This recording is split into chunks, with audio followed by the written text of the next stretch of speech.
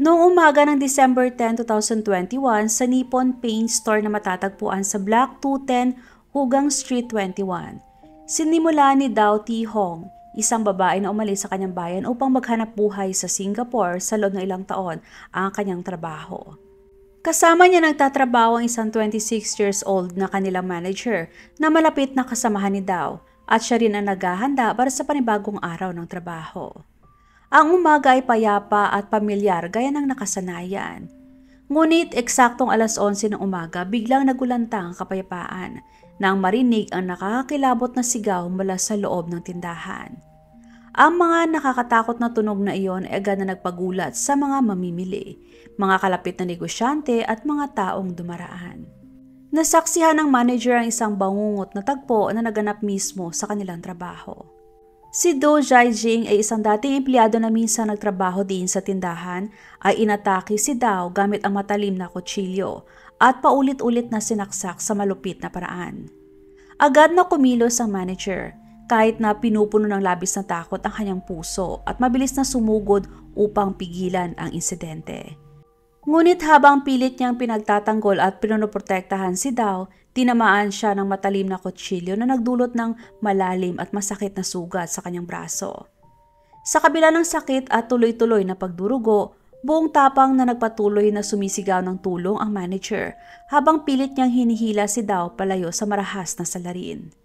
Sa gitna ng magulo at nakakatakot na pangyayari, ang desperadong sigaw para sa tulong ay nakaagaw ng pansin ng ilang empleyado mula sa mga kalapit na tindahan.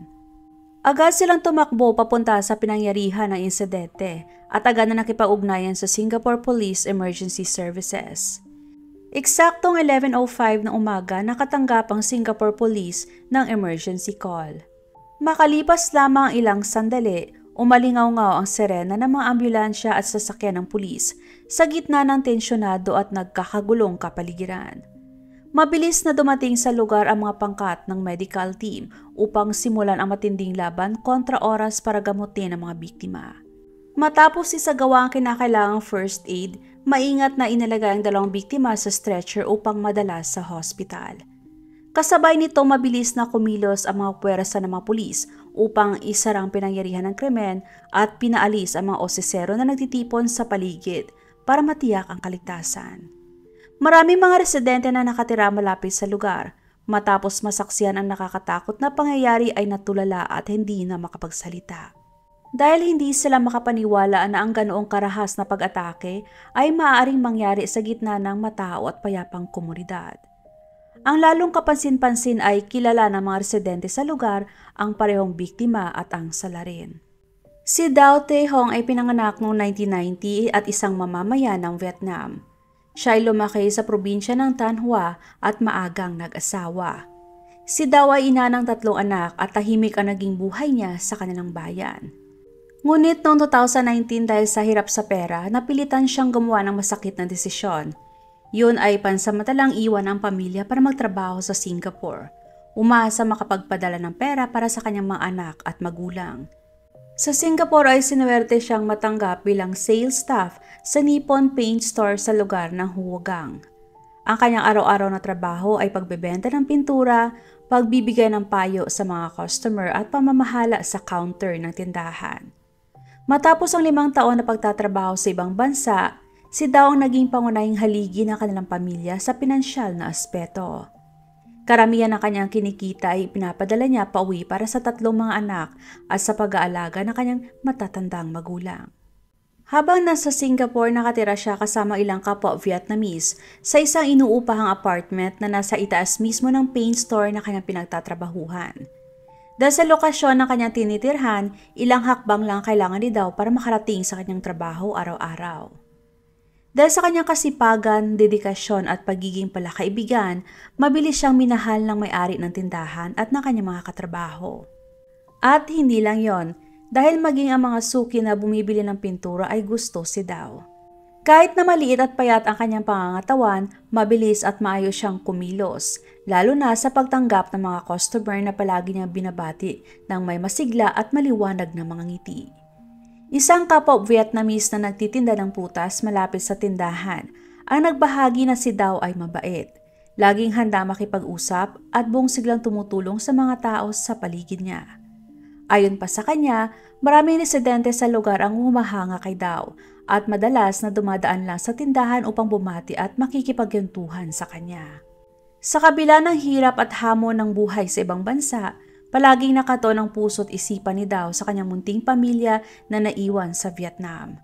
Ang larawan ng kanyang mga mahal na anak ang nagsisilbing pinakamalakas na inspirasyon para magtiyaga siya at magsikap.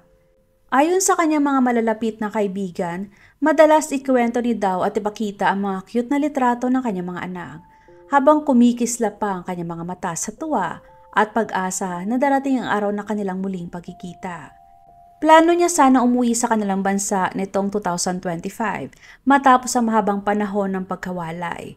At naghanda na rin siya ng mga makabuluhang regalo para sa bagong taon na ibibigay sa kanyang pamilya.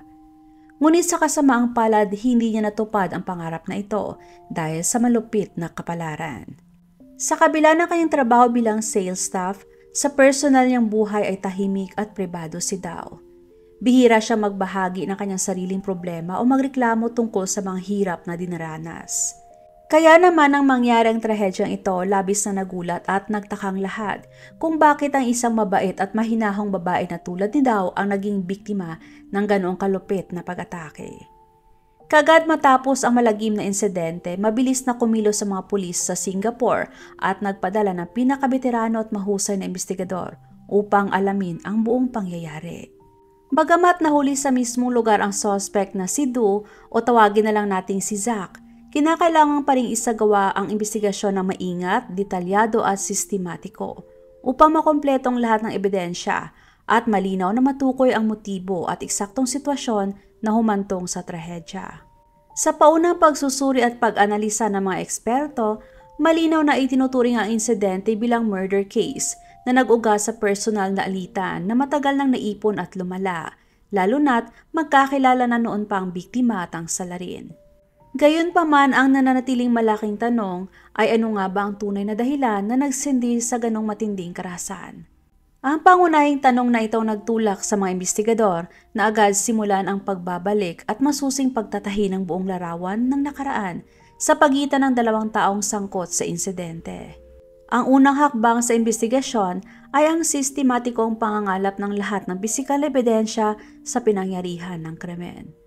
Ang kutsilyong puno ng dugo na natagpuan doon ay agad na ipinadala sa forensic laboratory para sa masusing pagsusuri. Lumabas sa resulta ng forensic test ang mahahalagang impormasyon. Sa hawakan ng kutsilyo natagpuan ang fingerprints at tissue cells na eksaktong tumutugma kay Zack. Sa matalim na bahagi naman ng kutsilyo ay naroon ang dugo ng biktima na malinaw na nagpapatunay na itong ginamit na sandata sa krimen. Kasabay nito ay masusing pinag-aralan ng mga eksperto ang mga talsik ng dugo sa sahig upang muling buuin ang pagkakasunod-sunod ng mga pangyayari. Isang mahalagang detalye ang lumitaw, ang pinakamalaking kumpol ng dugo na natagpuan malapit sa may estrada na nagpapalakas sa teorya na ang biktima ay hinabol at inatake hanggang sa bumagsak sa mismong lugar na yon. Bukod pa dito ay natuklasan din ang maliliit na patak ng dugo na pabalik sa loob na malamang ay galing sa mga sugat ng salarin. Lahat ng pisikal na ebidensyang ito ay bumuo ng isang matibay at hindi matatawarang ugnayan na direktang nagdidiin kay Zack sa malagim na pagkamatay ni Dao. Kasabay nito, nakipagtulungan ang mga investigador sa Forensic Science Department upang magsagawa ng detalyado at professional na pagsusuri sa katawan ng biktima. Lumabas sa forensic report ang masakit na impormasyon. Si Dao ay nasaksak ng 6 na beses, karamihan sa kanyang likod at leeg. Ilang malalim na saksak ang tumama sa kanyang baga at malalaking ugat na nagdulot ng matinding pagdurugo. Dahil dito, hindi na niya nakayanan at binawian ang buhay sa hospital sanhi ng matinding pagkawala ng dugo. Ayon sa forensic report, tuluyang naalis ang posibilidad ng anumang ibang sanhi ng pagkamatay. Malinaw nitong kinumpirma na ito isang planadong pagpatay o premeditated murder. Bukod pa sa mga pangunahing sugat, natuklasan din ang mga gasgas sa tuhod at braso ng biktima. Malinaw na ito ay palatandaan na sa kanyang pagtatangkang tumakas, siya ay nadapa o malakas na naitulak, kaya bumagsak siya ng matigas sa sahig. Ang detalyeng ito ay tugma sa testimonya ng mga saksi sa lugar na nakakita kay Dao na desperadong tumakbo ngunit nadapa. Samantalang sinuri din ng medical team ang mga sugat ng suspect na si Zack. Lumalabas na mayroon siyang malalim na hiwa sa kanyang kanang kamay na malamang ay sanhi ng pagkadulas ng kutsilyo habang malakas niya sinasaksak ang biktima at nawalan ito ng kontrol. Mayroon din siyang ilang mababaw na gasgas sa kanyang katawan.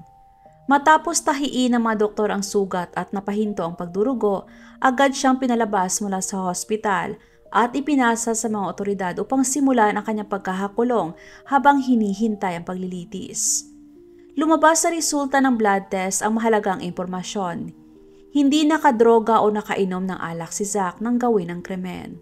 Ibig sabihin, ginawa niya ang karumaldumal na akto ng lubos na malinaw ang isip na lalo nagpapatibay na ito ay isang sinadya at planadong krimen. Ang pinakamahalagang saksi sa kaso ay ang manager ng tindahan na inimbitahan ng mga investigador para magbigay ng detalyado at kompletong salaysay. Sa nanginginig na tinig, dala pa rin ang trauma sa nakitang pangyayari, isinalaysay niya ang bawat detalye ng kanyang nasaksihan. Ayon sa testimonya ng manager, bandang alas 11 ng umaga dumating si Zack, isang dating delivery employee ng tindahan nang walang abiso. Pagpasok niya, may dala siyang maliit na telang bag. Noong oras na yon, si Dao ay nakatayo sa counter at abala sa kanyang trabaho gaya ng nakagawian. Bigla siyang nabagabag at natigilan na makita ang pagdating ni Zack. Walang kahit na anong pagbati o maayos na pakikipag-usap. Dumiretso si Zack patungo kay Dao, mukhang galit at tila may balak na masama. Kagad siya nagtanong at nakipagtalo ng malakas gamit ang wikang Chinese. Bagamat hindi lubos na naintindihan ng manager dahil siya isang Singaporean na paunahing gumagamit ng English, nararamdaman niya na ito ay may kinalaman sa usaping pinansyal. Nakita ng manager na lalong lumalala at nagiging mapanganib ang sitwasyon, kaya nagpasya siyang lumapit upang mamagitan at ilayo si Zack mula sa kung saan naroon si Dao. Ngunit sa mismong sandaling yon ay mabilis na hinugot ni Zack ang isang matalim na kutsilyo mula sa dala niyang telang bag at nagsimulang iwas-iwas ito sa nakakatakot na paraan. Agad na inangat ng manager ang kanyang kamay para ipagtanggol ang sarili, ngunit tinamaan siya ng talim ng kutsilyo na nagdulot ng malalim na sugat sa kanyang braso at matinding pagdurugo. Sa gitna ng kagipitan, napilitan ang manager na tumigil at sumigaw ng malakas upang balaan si Dao na agad na lumayo sa mapanganib na lugar. Si Dao na puno ng takot ay nagtangkang tumakbo patungo sa labasan, ngunit nadapa matapos mapangga sa isang istante. Sa mismong sandaling yon, mabilis na lumapit si Zack at ipinagpatuloy ang malupit na pag-atake. Sa kabila ng kanyang mga sugat, sinubukan pa rin ng manager na pigilan si Zack, ngunit huli ng lahat. Dahil tumigil lamang ang salarin nang si Dao ay tuloy nang nawala ng malay at hindi na gumagalaw. Ang detalyadong salaysay ng manager ay ganap na tugma sa nakita ng mga saksi sa labas, lalo na ang tagpong hinabol ni Zack si Dao at brutal na inatake. Sa pagsasama-sama ng mga testimonya mula sa iba't ibang pinagmulan, unti-unting nabuo at luminaw ang kabuang larawan ng kaso. Malinaw na si Zack ay handa at may malinaw na intensyon nang dalhin niya ang kutsilyo at sadyang puntahan ang pinagtatrabahuan ni Dao upang isagawa ang krimen. Isang mahalagang detalye rin ang lumitaw. Walang bakas o ebidensya na may naunang pisikal na alitan bago pa man hugutin ni Zack ang kutsilyo. Ang malinaw sa lahat ng detalye ay si Zack mismo ang nagsimula ng pagtatalo at siya rin ang nagpalala nito hanggang sa nauwi sa karahasan. Pinalakas pa ito ng pare-parehong pahayag ng mga saksi na ang biktima ay walang kahit anong sandata para ipagtanggol ang sarili. Sa buong pangyayari, si Dao ay nagkaroon lamang ng natural na reaksyon ng isang taong inaatake. Tumakas siya mula sa salarin at tumawag ng saklolo. Dahil dito, tuloy ang naalis ang anumang posibilidad na maituturing na self-defense ang ginawa ni Zack. Malinaw sa ebidensya na si Zack ang aggressor sa isang one-sided na pag-atake, habang si Dao ay ganap na biktima na hinabol at walang laban. Bagamat sapat ng nakalap na ebidensya upang sampahan si Zack ng kasong murder, kailangan pa ring tukuyin ng mga investigador ang tunay na motibo sa likod ng krimen. Dahil dito naglatag sila ng iba't ibang hypothesis o posibleng dahilan. Mayroon ba mga tagong lihim sa pagitan ng dalawa o maaaring may kinalaman ito sa komplikadong issue ng romance o usaping pinansyal? Ngunit nang lumabas ang tunay na dahilan, mas ikinagulat ito ng lahat kaysa sa kanilang inaasahan. Nang ipatawag na may investigador ang may-ari ng tindahan upang magbigay ng detalyadong impormasyon tungkol sa relasyon ng dalawa, inilahad niya na si Zach ay dati nang naging delivery employee sa tindahan, kaya nagkaroon sila ng pagkakataong magkasamang magtrabaho ni Dow. Noong July 2024, may isang maliit at pangkaraniwang insidente ang naganap sa tindahan. Habang nagbubuhat ng mga paninda, nadulas ang hawak na cart ni Dow at aksidenteng tumama sa paa ni Zach, na nagdulot ng hindi naman seryosong pinsala. Bagamat hindi itunuring na malubhang sugat, ipinakita ni Zach ang labis na pagkainis at kawalang gana. Iginiit niya na si Dow ay pabaya at walang ingat sa trabaho, at dahil dito ay nagkaroon siya ng aksidente. Mula sa insidente yun nagsimulang lumitaw ang tensyon at hindi pagkakaunawaan sa kanilang dalawa. At kahit may insurance coverage naman ang kumpanya, ipinilit ni Zach na si Dow mismo magbayad mula sa sariling bulsa para sa kanyang pagpapagamot. Para kay Dow ang nangyari ay isa lamang hindi maiwasang aksidente sa trabaho. At dahil sagot naman ng may-ari ng tindahan ang gastos sa pagpapagamot, hindi niya nakita ang dahilan kung bakit kailangan niyang maglabas mula sa sariling bulsa para bayaran si Zach. Ang pagtanggi ni Dow ay lalo lamang nagpasiklab ng galit at inis kay Zach. Nagsimula siyang isipin na walang konsiderasyon at hindi makatarungan ang ginawa ni Dow. Napansin ng may-ari ng tindahan na maaaring makaapekto ang tensyon sa kanilang workplace, kaya agad siya nangialam upang ayusin ang sitwasyon. Para mas maging maayos at mapayapa ang lahat, siya mismo ang nagpasya na sagutin ang lahat ng gastusin sa pagpapagamot ni Zach at inilipat ito sa isa pang branch ng kanilang tindahan na ilang milya lamang ang layo mula sa kasalukuyang pwesto. Ang pangunahing layunin ng may-ari ay paghiwalayin ng pisikal si Zach at si Dow, sa pag-asang sa pamamagitan ng distansyang yon ay unti-unting mawawala ang kanilang alitan. Subalit sa realidad, hindi naging maganda ang kinalabasan gaya ng inaasahan. Kahit nailipat na si Zach sa bagong lugar ng trabaho, patuloy pa rin niyang ipinapakita ang kawalan ng kooperasyon at pagiging hindi kontento. Ayon sa may-ari ng tindahan, hindi siya nakikisama ng maayos o nakabuo ng magandang relasyon sa mga bagong katrabaho. Sa halip ay madalas siyang nakikipagtalo, nakikipag-away at lumilika ng hindi kailangang alitan. Pagkalipas ng ilang buwan ng pagtatrabaho sa ganitong tensyonadong kapaligiran, napilitan ang kumpanya na tapusin ang kontrata ni Zach. At upang masiguradong tuloy ang marisolba ang problema at maiwasan ang anumang abala sa hinaharap, mismo ang kumpanya na ang bumili ng kanyang plane ticket para makauwi siya sa kanyang bansa at sa pag-asang dito matatapos ng lahat ng gulo at hindi pagkakaunawaan. Nang umalis si Zach sa tindahan, ramdam ng lahat ang mabigat at tensyonadong atmosphere. Batay sa nakalap na impormasyon at datos, mas malinaw at mas detalyado nang naimpinta ng investigador ang motibo sa likod ng kriminal na gawain ni Zach. Matagal nang kinikimkim ni Zach ang matinding galit kay Dow mula pa noong insidente ng handcart. Para sa kanya, siya ay biktima ng hindi makatarungang pangyayari, na hindi siya nakatanggap ng sapat na kabayaran na kanyang nais, at sa huli ay napilitan pa siyang dumanas ng mabigat na kaparusahan at pagkawala ng trabaho niya sa Singapore. Dahil dito sa kanyang baluktot na pag-iisip, si Dow ang naging ugat ng lahat ng kamalasang nararanasan niya at ang pinakamaysala sa lahat ng kanyang paghihirap. Dahil sa kanyang pride at matinding galit kay Dow, unti-unti na siya nagsimulang mag-isip ng masamang plano. Ayon sa salaysay na ilang malalapit na kaibigan ni Dow, ilang araw bago naganap ang insidente, ilang ulit na nilang nakita si Zach na kahina-hinala nag-iikot sa paligid ng palengke kung saan madalas na pumupunta si Dow. Bukod pa rito ay nagtatanong-tanong din siya tungkol sa schedule ng trabaho ni Dow. Malino na nagpapakita ng masusing pagplano bago ang krimen. Ipinakita nito na may maingat na plano si Zach sa pagsubaybay at naghihintay lamang ng tamang pagkakataon para maisakatuparan ng kanyang balak na siguradong makakasalubong niya si Dow. Dahil dito tuloy ang naalis ang posibilidad na kumilos siya dahil lamang sa bugso ng damdamin o bigla ang pagkawala ng kontrol. Malinaw na ipinakita ng katotohanan na mula sa isang tila maliit at karaniwang aksidente sa trabaho, hinayaan ni Zach na lamunin siya ng galit at puot hanggang sa tuluyan nitong malunod ang kanyang matinong pag-iisip.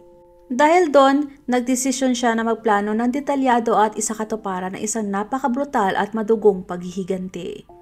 Sa pagsusuri ng mga personal na gamit ni Zack, kabilang ang kanyang cellphone at computer, natuklasan ang mahalagang ebidensya. Ilang linggo bago ang krimen, nakita na naghahanap siya sa online na impormasyon tungkol sa mga schedule ng flight mula Singapore papuntang China, pati na rin ang pag-aaral niya ng mga regulation at proseso tungkol sa immigration. Ipinakita nito na malaki ang posibilidad na may plano si Zack na tumakas at balak agad lisanin ang Singapore matapos gawin ang krimen upang makaiwas sa habol at kaso ng mga otoridad. Gayunpaman ay hindi siya nagtagumpay sa kanyang plano dahil naaresto siya sa mismong lugar kung saan nangyari ang insidente. Sa proseso ng investigasyon, nagsagawa rin ng mga pulis na isang espesyal na hakbang kung saan ibinalik ang suspect sa mismong pinangyarihan ng krimen upang magsagawa ng investigative reenactment. Sa unang linggo matapos ang krimen, dinala si Zack sa paint store sa ilalim ng mahigpit na pagbabantay ng mga otoridad. Ang layunin nito ay muling ipakita ng eksaktong mga kilos at aksyong ginawa niya. Nakakakilabot at tumatak sa lahat ang ipinakitang malamig na ugali ni Zack habang detalyadong inulit ang bawat galaw mula sa paghugot ng kutsilyo hanggang sa paghabol ng biktima. Ipinakita nito ang kanyang kapanatagan at malamig na dugo gaya ng isang tunay na kriminal. Sa puntong ito, nakakolekta na ng buo at sistematiko ang lahat ng mahalagang ebidensya na bumuo ng isang matibay na kaso.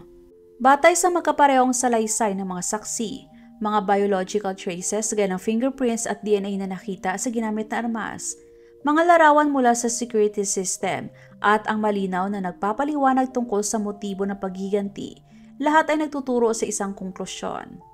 Kumpleto na ang case file at ito'y isinumite sa prosecutor's office para sa susunod na proseso.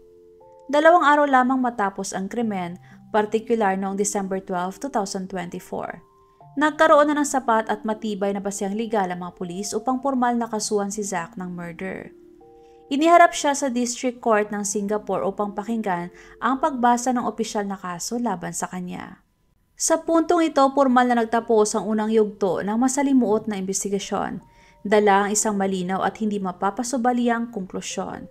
Si Zack mismo ang direktang pumatay kay Dao at ang mabigat na krimeng ito ay naugat sa personal na galit at hinanakit na kanyang itinanim ng palihim sa loob ng maraming buwan bago ang insidente. Na maging lantad sa publiko ang lahat ng impormasyon tungkol sa kaso, maraming tao sa komunidad ang nagpahayag ng curiosity at pag-alala tungkol sa kung anong klaseng tao talaga si Zack. Ang madalas na tanong ay kung may dati ba siyang criminal record at kung anong maaring nagtulak sa isang tila ordinaryong tao para gumawa ng ganong kabigat at karumaldumal na krimen. Si Zack ay 42 years old at nagmula sa China. Bago siya nasangkot sa kasong ito, isa lamang siyang karaniwang migrant worker na pumunta sa Singapore upang maghanap ng trabaho at maghangad ng mas magandang buhay. Sa kanyang personal na record, wala siyang naging malaking kriminal na kasaysayan. Ayon sa mga documents ng immigration, dumating siya sa Singapore noong unang bahagi ng 2024 bilang manggagawa gamit ang General Work Visa at natanggap bilang delivery employee ng isang paint store chain. Ang pangunahing tungkulin niya ay ang maghatid ng mga lata ng pintura at kagamitan mula sa warehouse papunta sa tindahan, gayon din ang direktang pagdi-deliver sa mga customer. Si Zack ay mainitin ang ulo, mahirap pakisamahan at madalas hindi nakikipagtulungan. Madalas siya nakikipagtalo, nagrereklamo at nagpapakita ng hindi magandang ugali kahit walang sapat na dahilan. Lalong lumala ang sitwasyon matapos ang alitan nila ni Dao tungkol sa bayad ng pinsala. Simula nun, halos nagtanim na siya ng galit at masamang loob sa kahit sino na hindi kumakampi sa kanya. Tungkol naman sa pamilya at personal na buhay ni Zack, kaunti lang ang impormasyon na nalaman o naisa publiko. Hanggang ngayon, hindi pa malinaw kung siya ba ay may asawa at anak sa China o kung nananatili siyang binata. Habang naninirahan at nagtatrabaho sa Singapore, tumira siya sa isang dormitory ng mga manggagawa kasamang ilan pang mga kababayan. Gayunpaman, kahit na nakatira siya sa dormitory na may kasamang ibang manggagawa, halos wala siyang interes na makihalubilo o makipagkaibigan.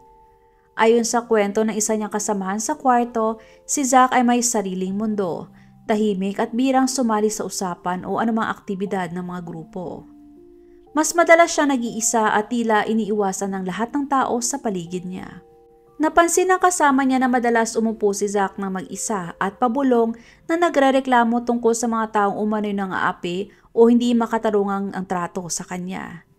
Lumalabas na labis siyang na-obsess sa pakiramdam na siya ay lagi inaapi at dihado. Dahil dito, unti-unti naging matindi at hindi na balanse ang kanyang pag-uugali. Isang nakakabahalang detalye ang nasaksihan ng kanyang kasama. Minsan ay nakita nitong pinupunit ni Zack ang isang group photo na kuha sa kanilang tindahan. Maingat niyang pinunit at hiniwalay ang larawan ni Dao mula sa litrato at pagkatapos ay itinapon ito. Malinaw na si Zack ay may matinding galit at hinanakit na matagal na niyang kinikimkim. Sa kasamaang palad, walang sinuman sa paligid niya ang nakapansin sa bigat ng sitwasyon o nagulat sa pinagtatrabahuhan o sa mga otoridad tungkol sa kanyang kalagayan pangkaisipan. Kinauwi ito sa hindi maibabalik na trahedya. Dahil sa bigat ng kaso, iniutos ng korte na siya ay sumailalim sa psychiatric evaluation. Noong December 2024, dinala siya sa medical center ng kulungan para sa 3 linggong pagsusuri. Wala pang inilalabas na resulta, ngunit dahil hindi tumutol ang kanyang abogado, tila nais din nilang tingnan ang kalagayan ng isip ni Zack bago ang paglilitis. Sa kabuuan, lumilitaw ang larawan ni Zack bilang isang taong puno ng sama ng loob, mainitan ng ulo at kulang sa self-control. Isang maliit na insidente sa trabaho na sinabayan ng nasaktan na ego ang nagtulak sa kanya sa spiral ng matinding galit. Dahil hindi niya kaya magpatawad o makipag-ayos, pinili niyang daanin sa karasan ang problema. At sa desisyong ito, lalo siyang nahulog sa mas mabigat na gulo sa batas, kung saan ay maaari siyang humarap sa pinakamabigat na parusa sa ilalim ng batas ng Singapore.